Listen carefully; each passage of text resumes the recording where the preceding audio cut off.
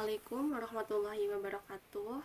Selamat siang Ibu Aina Latifariana Putri dan juga teman-teman semuanya. Perkenalkan, kami dari kelompok kelas SD 401 akan mempresentasikan hasil dari tugas 2 yaitu desain visualisasi dari mata kuliah metode visualisasi data. Sebelum kita masuk ke pembahasan, alangkah baiknya kita perkenalkan diri terlebih dahulu. Oke, untuk yang pertama ada saya, Olivia Intan Puspita dengan NIM 2311110006. Kemudian Saya Natasha Nurdianti dengan NIM 231111005. Dan saya Frelia Fiana Gita dengan NIM 2311111010. Saya Rifkani Saswasti dengan NIM 2311110040. Dan saya Yasmin Alifta dengan NIM 2311110044. Oke, baik. Selanjutnya kita langsung masuk ke pendahuluan. Next.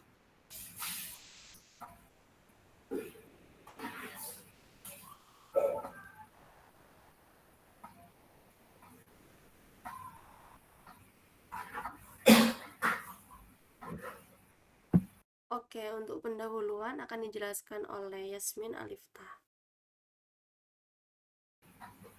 Baik, visualisasi data berperan penting dalam menganalisis dataset besar dengan mengungkapkan pola, tren, dan anomali yang sulit dikenali dari angka mentah.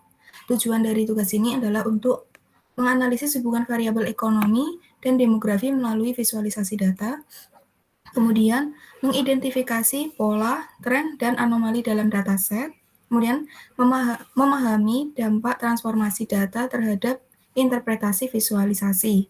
Dataset yang digunakan pada tugas kali ini adalah Factbook dengan 29 kolom dan 149 baris yang berisi informasi populasi, GDP, tingkat pengangguran, inflasi, dan aspek ekonomi lainnya. Dan metode yang digunakan adalah visualisasi 2 dimensi dengan menampilkan hubungan antar variabel dengan grafik 2 dimensi. Kemudian visualisasi setelah transformasi, menerapkan teknik seperti normalisasi untuk meningkatkan keterbacaan pada data. Next.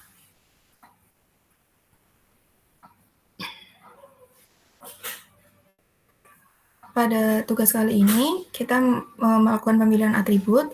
Ada 5 atribut. Yang pertama ada GDP, yaitu total nilai barang dan jasa yang dihasilkan suatu negara dalam dolar Amerika Serikat.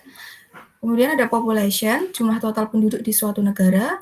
Unemployment rate, persentase penduduk usia kerja yang menganggur. Inflation rate, persentase kenaikan harga barang dan jasa dari waktu ke waktu. Yang terakhir ada GDP, real growth rate, yaitu persentase pertumbuhan ekonomi suatu negara dari tahun ke tahun. Alasan dari pemilihan atribut-atribut tersebut adalah atribut-atribut ini dipilih karena memiliki hubungan yang erat dalam menentukan kekuatan ekonomi suatu negara. Dengan memvisualisasikan data ini, diharapkan dapat diperoleh wawasan yang lebih jelas mengenai bagaimana faktor-faktor tersebut saling mempengaruhi.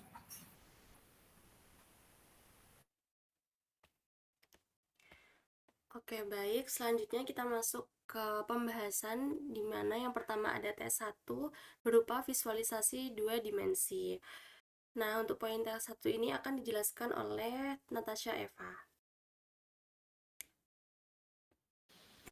Baik, selanjutnya adalah visualisasi 2 dimensi. Berikut adalah contoh dari scatter plot antara GDP dan populasi. Berikut adalah interpretasinya. Interpretasi dari scatter plot ini menunjukkan hubungan positif antara population atau jumlah penduduk dan GDP atau produk domestik bruto dalam skala logaritmik. Pola ini mengindikasikan bahwa negara dengan populasi lebih besar cenderung memiliki GDP yang lebih tinggi. Pada scatter plot ini juga terdapat variasi antar negara. Beberapa negara dengan populasi kecil masih memiliki GDP tinggi, misalnya negara-negara kaya dengan industri kuat. Sebaliknya, ada juga negara yang berpopulasi besar, tetapi GDP-nya lebih rendah dibandingkan negara lain dengan jumlah penduduk serupa. Data pada scatter plot tersebut cukup merata, tetapi ada beberapa titik yang sangat tinggi atau outlier kemungkinan menunjukkan negara-negara dengan ekonomi terbesar seperti Amerika Serikat dan China. Ini berikutnya adalah visualisasi yang kedua. Interpretasi dari visualisasi ini merupakan diagram batang yang menunjukkan tingkat pengangguran di 10 negara dengan produk domestik bruto atau GDP tertinggi. Diagram ini dapat menunjukkan variasi tingkat pengangguran di 10 negara dengan GDP tertinggi. Dengan diagram ini dapat dibuktikan bahwa negara dengan GDP yang tertinggi juga memiliki tingkat pengangguran yang bervariasi. Negara dengan tingkat pengangguran terendah yaitu Jepang dan Inggris yang menunjukkan pasar tenaga kerja yang relatif stabil. Oke, baik. Selanjutnya kita masuk ke tes 2, yaitu visualisasi setelah transformasi. Untuk poin ini akan disampaikan oleh Afrilia dan juga Rifka. Dipersilakan. Oke. Untuk transformasi pertama itu antara GDP versus population, analisis atributnya itu yang pertama skala fitur GDP dalam jutaan, sedangkan populasi dalam miliaran. Ini dapat menyebabkan model pembelajaran mesin atau analisis statistik memberikan bobot yang tidak proporsional pada fitur dengan skala yang besar. Kemudian yang kedua itu, ketika fitur memiliki skala yang berbeda, interpretasi hasil analisis atau visualisasi bisa menjadi sulit. Kemudian fitur dengan nilai ekstrim atau outlier dapat distorsi analisis dan model. Ya, kemudian visualisasi data dengan fitur yang memiliki skala berbeda dapat menghasilkan grafik yang sulit dibaca. Next. Kemudian transformasi yang digunakan itu normalisasi dengan metode min-max scaling. Berikut adalah codingannya. Kenapa memilih normalisasi dengan metode min-max scaling adalah yang pertama, normalisasi mengubah semua fitur ke dalam rentang yang sama, misalnya 0 hingga 1, sehingga setiap fitur memiliki kontribusi yang seimbang. Kemudian, normalisasi membuat interpretasi lebih mudah karena semua fitur dapat dibandingkan secara langsung dalam rentang yang sama. Kemudian yang berikutnya, normalisasi dapat membantu mengurangi pengaruh outlier, terutama jika menggunakan metode seperti min-max scaling yang membatasi nilai dalam rentang tertentu. Kemudian yang terakhir itu, normalisasi memungkinkan visualisasi yang lebih jelas dan informatif karena semua data ditampilkan dalam skala yang konsisten. Next. Kemudian untuk hasil outputnya, next. Interpretasinya itu distribusi data setelah normalisasi menunjukkan bahwa rentang nilai awal sangat bervariasi dengan beberapa nilai ekstrim yang menjadi lebih jelas setelah proses transformasi. Scatter plot antara GDP dan populasi yang telah dinormalisasi mengindikasikan bahwa sebagian besar negara memiliki GDP dan populasi dalam kisaran kecil, sementara hanya beberapa negara yang memiliki nilai ekstrim yang signifikan. Dan akan dilanjutkan oleh teman saya, Rifka. Selanjutnya ada visualisasi yang kedua yang membandingkan antara GDP growth rate versus inflation rate. Di sini analisis atributnya skala data berbeda. GDP growth rate biasanya memiliki nilai dalam rentang min 10% hingga 10%. Inflation rate bisa jauh lebih besar, terutama di negara dengan inflasi tinggi. Misalnya jika lebih dari 100%. Jika kedua variabel dibandingkan langsung tanpa normalisasi, inflation rate akan mendominasi analisis karena skalanya lebih besar. Min-max scaling mempertahankan proporsi antar data, hanya mengubah rentang ke 0 sampai 1.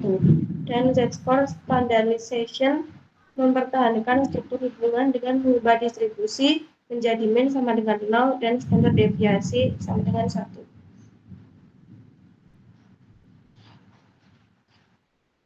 Transformasi yang digunakan adalah normalisasi dengan metode Z-score standardization. Berikut adalah codingannya dan alasan pemilihannya. Normalisasi Z-score standardization mengkonversi data agar menjadi mean sama dengan 0 dan standard deviation sama dengan 1 sehingga lebih sebanding. Z-score standardization kurang terpengaruh oleh outlier karena menggunakan standar deviasi sehingga lebih cocok untuk distribusi yang bervariasi. Z-score memastikan data memiliki distribusi yang lebih stabil dan dapat dibandingkan dengan lebih baik. Dan yang terakhir adalah Z-score standardization mempertahankan pada distribusi tanpa harus menentukan batasan tentang tertentu.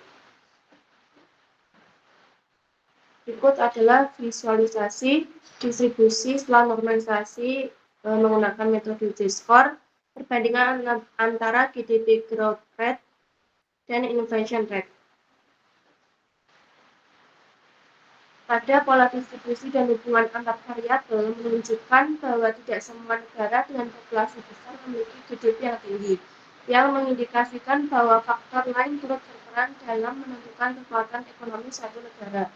Secara keseluruhan, penerapan normalisasi membantu dalam memahami pola data serta memungkinkan analisis lebih lanjut bias akibat perbedaan skala.